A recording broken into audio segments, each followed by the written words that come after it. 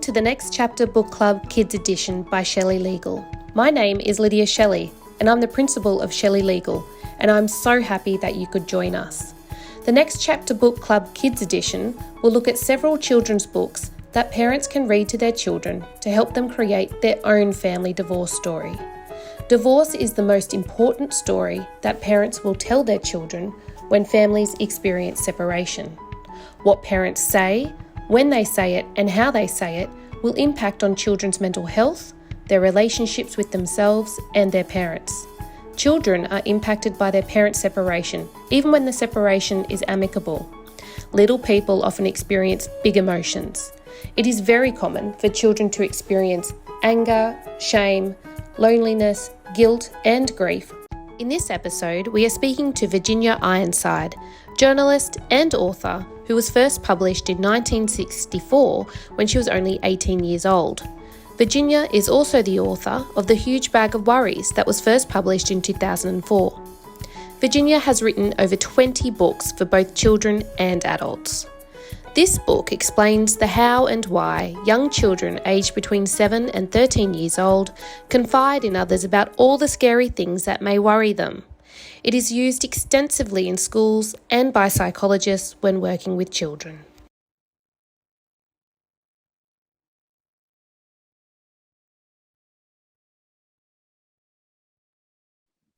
Hello, can you hear me?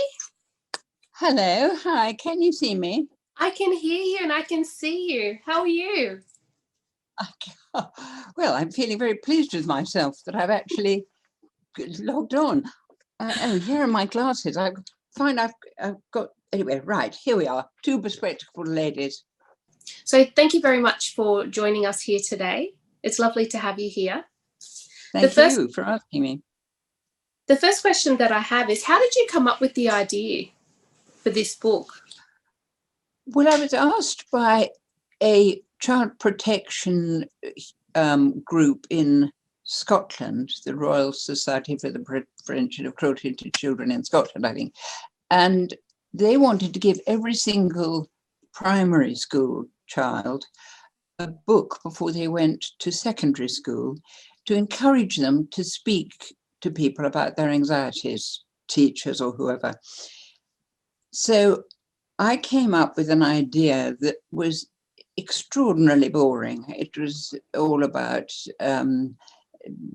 children going to their teachers and then it working out. And I mean, it was very pedestrian. And then in the middle of the night, I just had this idea. And I thought, that's a cracker. Do I really want to give it away for charity to the RS, whatever it is? And so I did actually include it. And I said, but if you do like this one, I would like to keep the copyright after it's done. So you can have it for free, but when that year is over. So they took that one, which was amazing because I thought they'd go with the rather staid one. And that was produced and given to every leaving primary school child in Scotland. Then I had the copyright back. So then I sold it to a commercial publisher and they produced Frank. And that was when it really took off. And it's been in print ever since. And the publishers have done amazing things with it. They've done it as a big book for schools, a tiny book for tiny people, a board book, I don't know what, but they're always keeping it alive. And I've had such lovely responses to it. It's just great. I'm really glad that I kept that back to introduce it to a wider world. It's an absolutely fantastic book. And what I love as well is that I'll just hold it up so everyone can see. Your writing is complemented very much so by the illustrations in this book by Frank Rogers. When you approached or were going through the process with your publisher to choose the illustrator, how much control did you have as an author over that process? I love the idea that you think I had any control at all. None. I'm an agony aunt most of the time. That means I answer people's problems. And people often say, do tell me more about your team. And I say, no control, no team, just me. And no, the publishers knew what worked in that case. They don't always, but this time it was wonderful. Of course, they showed me the proofs of the illustrations, and there were just a couple where I had a little twiddle about it. One of them was the last picture. Divorce is the most important story that separated parents can tell their children. And your parents separated when you were about 13 years old, is that right? Yeah, my mother left home. And when that happened, was there any explanation given to you at 13 at that time? Yeah, it was pretty clear to me though that they weren't getting on, and pretty clear what was happening. But no, nobody spoke in that language in those days. And we all bottled everything up. And I didn't even know what I had to bottle up. I mean, I just continued as normal, wondering why I felt very ill and peculiar. I think the headmistress of my school, I remember, asked me to go out of the room, and she said to the rest of the class, Virginia has had a difficult time at home, so please be nice to her. And then I was allowed back in. That was it. Wow. So have you noticed, this is a very broad question, but have you noticed any cultural shifts around those conversations that are taking place with their children when parents do separate? I don't know, because I'm not a sociologist. I hope that people are a bit more clued up about how much it affects children. It affects children hugely. What's so interesting, without them really knowing it until later. So they kind of go out with their friends, and usually they have to cope because one or other parent is dreadfully upset. So they have to stay back and be the little soldier, the helper. So the last thing they're thinking of is how upset they are. And what they need is probably some outsider, like a grandmother who isn't a parent. Because a parent, how can you help it when you're divorcing? You're so upset yourself. At least most people are. And of course they want to blame the other parent. I mean, this is how we survive. And it's only, maybe 50 years on that you realize maybe you've done something wrong as well as them. And you need somebody outside, like a granny or an aunt, to say, well, how are you feeling? Are you all right with this? Could it be that you're feeling sad, or that you're feeling very angry, or that you feel it's your fault? So it needs suggesting to a child what she might be feeling or he might be feeling. And that's what I love so much about your book, though, because even what you said in terms of your own experiences, not being able to have a name for how you were feeling, what's important in the book, at least for me as a parent, is that you're able to quite clearly name the emotions that children may be feeling when it comes to keeping in a secret or carrying a burden that children shouldn't have to carry. And that's what I thought for me the take home was for me when I was explaining my divorce story with my children. But even outside divorce, obviously this book can assist a huge range of children that are going through any kind of trauma or any kind of difficult experience. Have you had a lot of feedback from the professionals that use your book, for example, the psychologists and whatnot, and the schools, about how it's assisted children? I have had some really good reactions, yes. And some teachers have said that after reading the book, they've asked the children to write their worries down and put them into a box so that nobody else knows. And then she goes through them afterwards and we'll have a chat. Because obviously no child in class wants to put their hand up and say, I'm worried about my cat dying because of the risk of being mocked or something. But that's quite a nice way of handling it.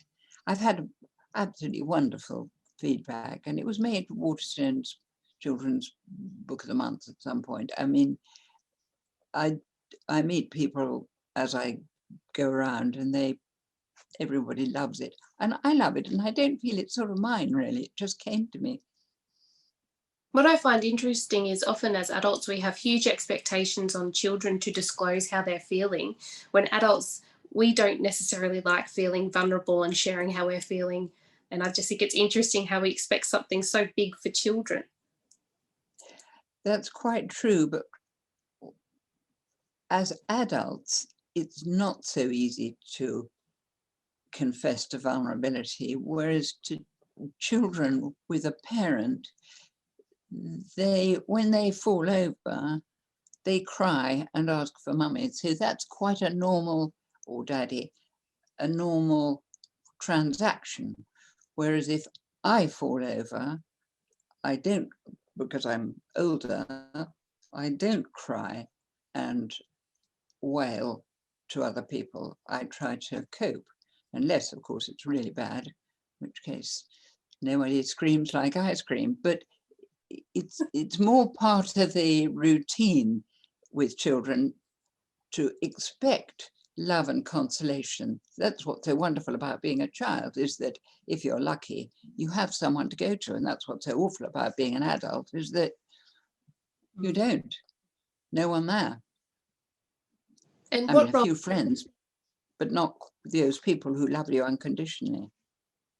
And what role do you, and sorry for talking over the top of you, but what role do you think reading in general between the parent or a caregiver and a child has in fostering that type of relationship where a child has somebody safe to go to and disclose if they're feeling anxious or worried about something? I suppose reading, I think, you're sharing a story. It's rather like watching telly together, which is also a nice mutual thing. But reading, you have got the parent's undivided attention. You can't be a parent and read a book and go and make a cup of tea or talk to somebody else at the same time. You're there and you can't go away. There's something about reading that is, and it's a special time together.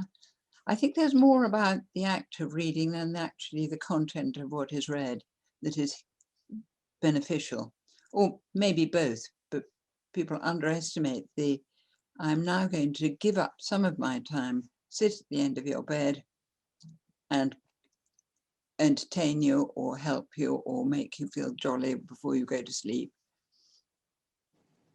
And were you read as a child in your household? Was reading encouraged? Very much, yes, because there was no telly then. And my father would come and invent stories, actually, unfortunately, often leaving them with a cliffhanger so scary that I couldn't sleep. But I was read a lot of stories, and I really appreciated that. And I think some couples read to each other in bed, because in a kind of, as couples get quite kid-like, it's a nice thing to do. And you can laugh together over the story, take it in turns.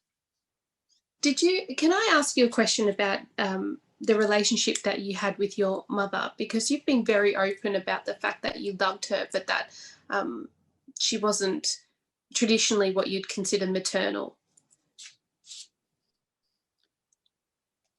I loved her in the way that every child or baby has to love their mother. There's nothing they can do about it. I mean, if you don't love your mother, you're doomed when you're tiny. My mother was a very entertaining companion and friend. We got on like a house on fire, but I can't say that I loved her really, because she wasn't a mum. She was a very, very nice, very funny and vulnerable and attractive woman, but a mum she wasn't. My father was more of a mother.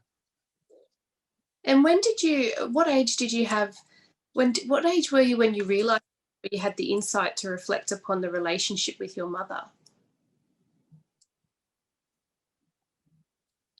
Well, I've been in a sort of therapy from the age of about 30 and still am, believe it or not, once a week.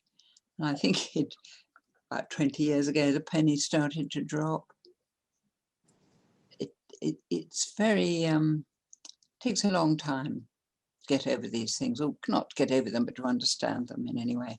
I'm not sure even now that I have. I just find it so interesting because often, and history tells us, whether it's in literature or art, that the role of the mother is often a role that it falls, I mean, in some terms it's criticized quite heavily, but that relationship and that maternal stereotype is often very much understood. So what was interesting when I read your article about your relationship with your mother was that it was probably one of the first times that in recent memory I've been able to read something that spoke so candidly about the truth of that. What the truth that it didn't exist or does exist, or what was the truth you learned? The truth that I learned is that we often are very hesitant. There's almost an unspoken rule that you can't criticize or you can't admit that the mother-child bond isn't natural. There's not that fallback position. I think it is natural, because I think when you have a baby, that rush of endorphins and love, you can't do much about that. That's a chemical thing. Mm.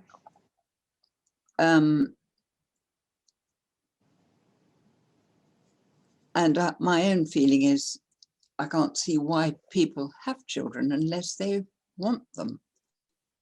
And that's, I think, what I always felt was, if you wanted me, why aren't you at the school gates to pick me up? I mean, if I loved somebody, I'd want to be with them all the time and get very worried when they were upset. So I always find it very odd when people aren't like that, because I always go back to the basics. Well, it's like buying a puppy.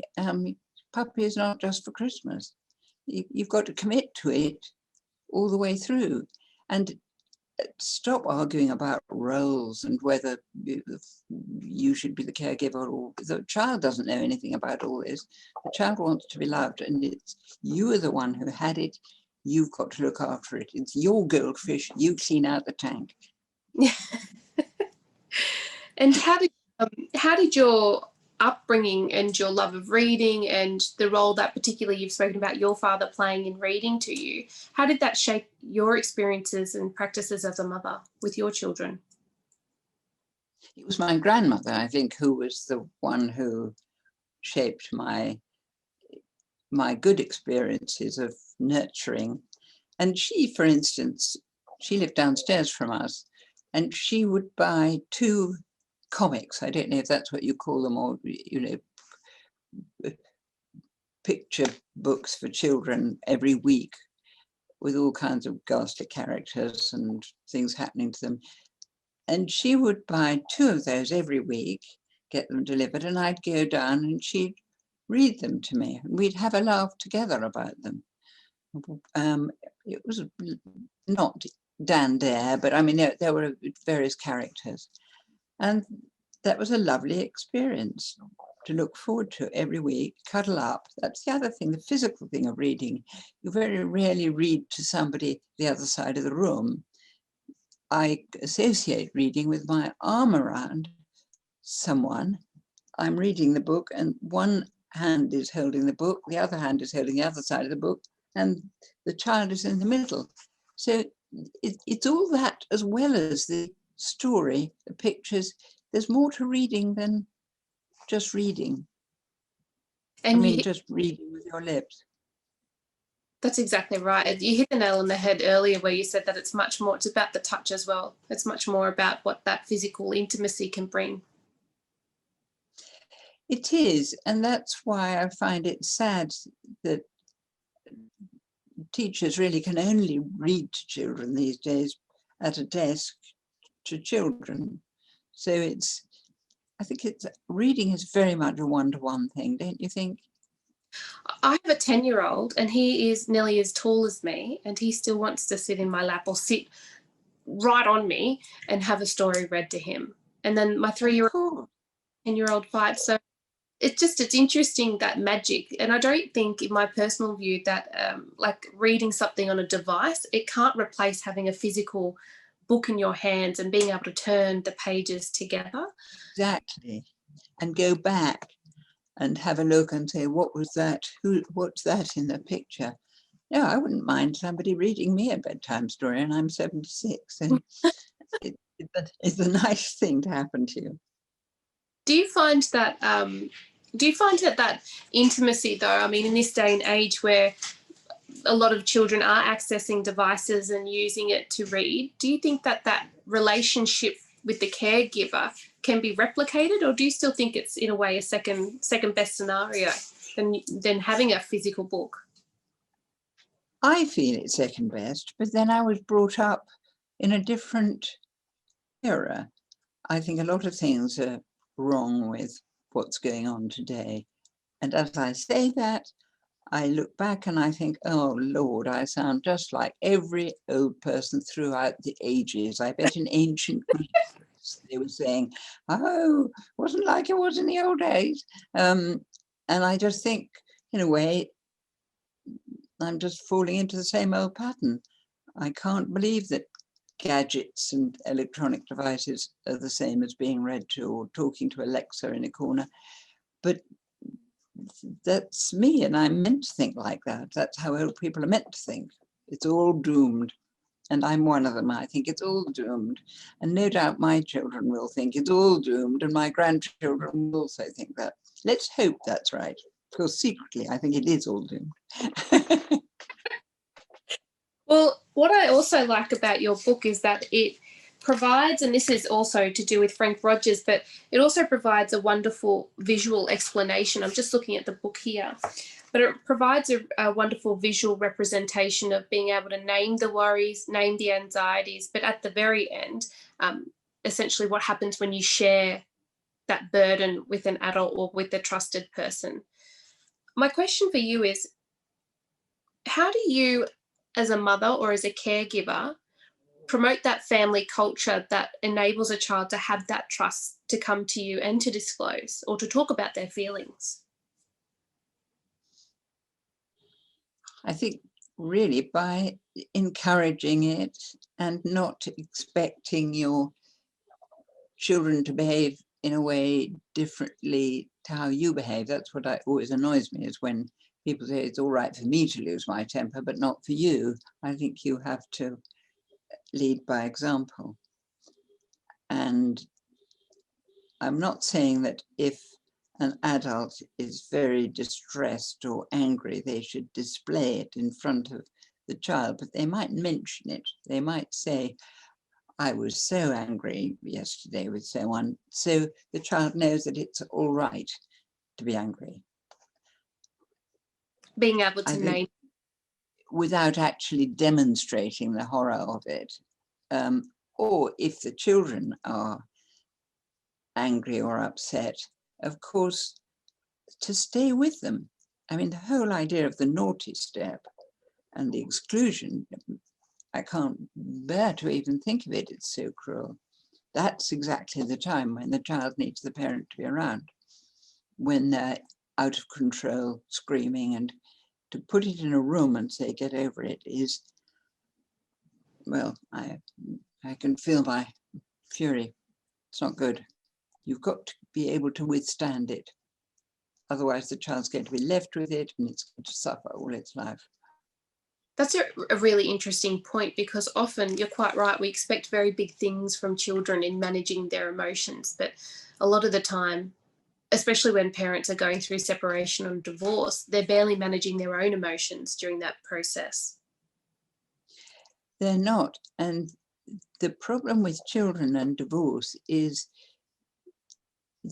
they really are very keen to help their parents. That's what's so sad.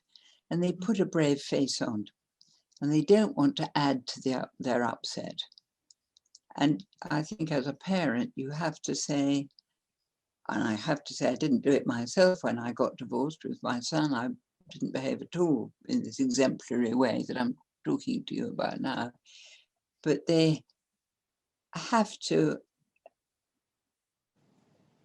say to the child, you don't have to comfort me. I can cope. I'm the adult and you're suffering, and let me try to help you, without casting blame, or very difficult role for an adult, because when we're separating, usually we're behaving like children, and understandably each one is.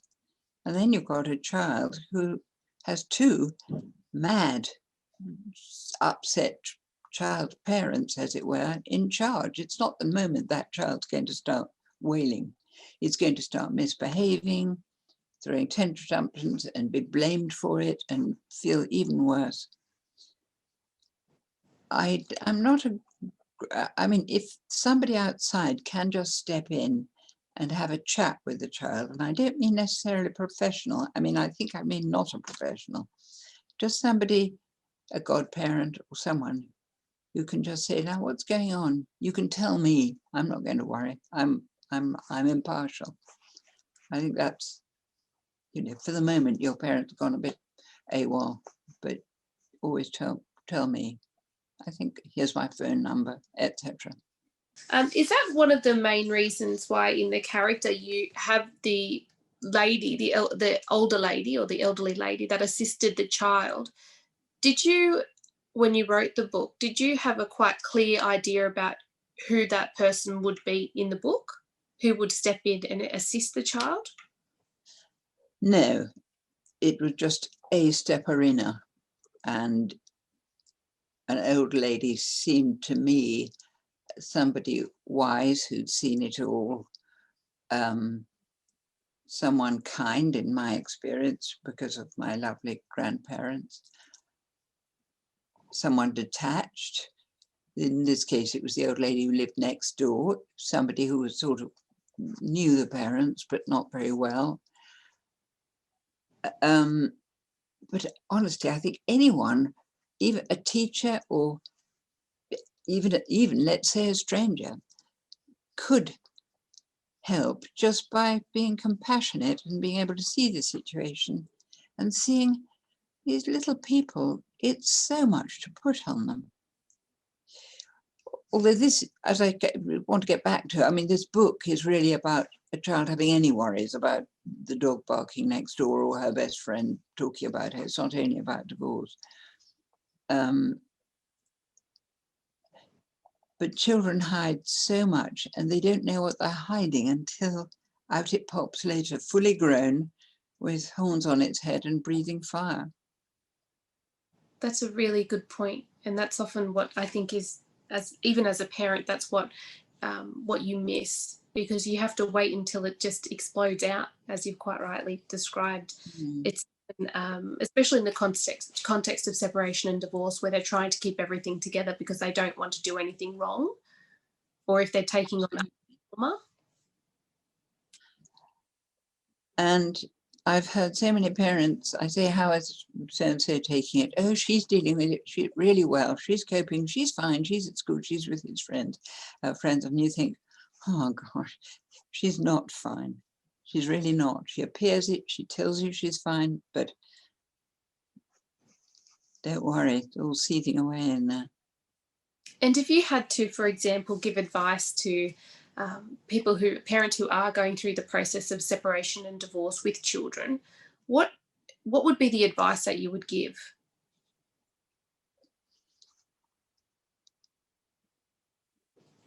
I think it's often the advice is for the both parents to get together and say, although we can't get on together, we love you. I think that's too difficult for a child to understand. Here you are, you're both being very civilized together. Why can't you get together? Why can't you pretend? So I think it should be parents deciding behind the child's back that they'll each have a talk, each not blame the other, and each just say, it must be awful for you and what we've done. And we're always here. So either talk to mum or me or dad or me, because that's all we care about is you. I think that knowledge, and it has to be followed through with real feeling. I mean, it's no good saying that if you don't mean it. But children are the most important things. They really are. They always are.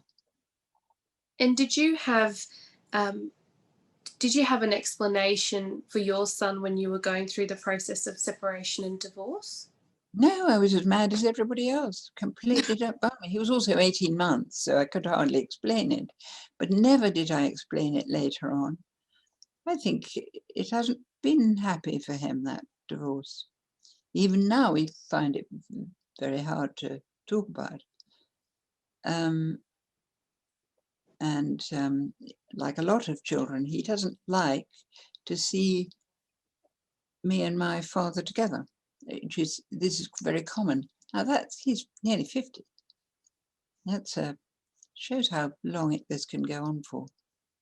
Because I think of this feeling, if you can be so jolly together now, yeah, me and his dad get on like a house on fire now.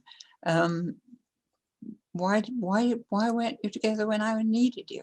Oh, understandable question. The grief of it. Yeah, which has never really been acknowledged by anyone, but it's as long as one can do it eventually, I suppose. Better late than never. And this book has been used by counsellors, child protection, psychologists, schools. My question is, when you were going through that experience, when you were separating, did you have any resources around, such as this wonderful book that you've written? No.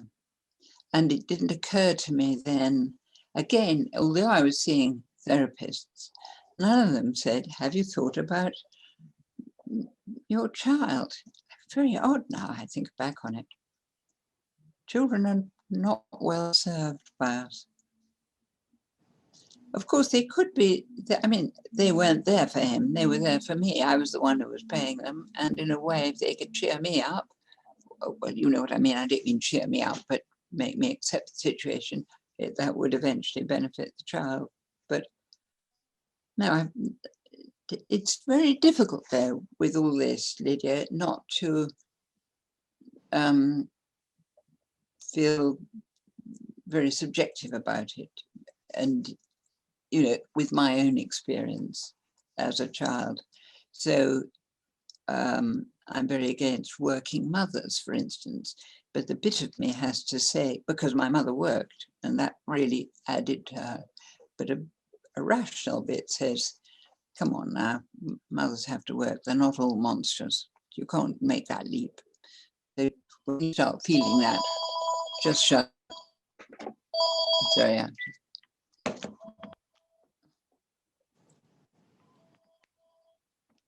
don't know how I can do this. Okay. I mean, in a way, probably my own experience of separation and pain as a child must have informed the genesis of the book, because I don't think everybody can, you know, I say it's just, it came to me in a dream, as it were, but I don't think it comes to everyone, because I don't think that they've suffered in the same way that I have. I'm not saying that everybody suffers, of course. We all suffer in the most terrible ways that when you get down to it, we're all damaged and scarred. But this book really said it for me. This is a very personal book, actually. It's about me, really, as always. Thank you so much for how honest you've been in this interview as well. I really appreciate it. It's a very big ask for a woman halfway across the world, at the end of the world, really, to contact, say, can I just ask? You're the end of the world. It feels like sometimes. We're very far. Thank you so much. I know what you mean. I really appreciate it. Just thank you so much. And your book is wonderful. And when you agreed to do this interview, I was absolutely over the moon. So thank you. Well, it's lovely for me to be able to do it, and you've been an absolute sweetheart. So thank you.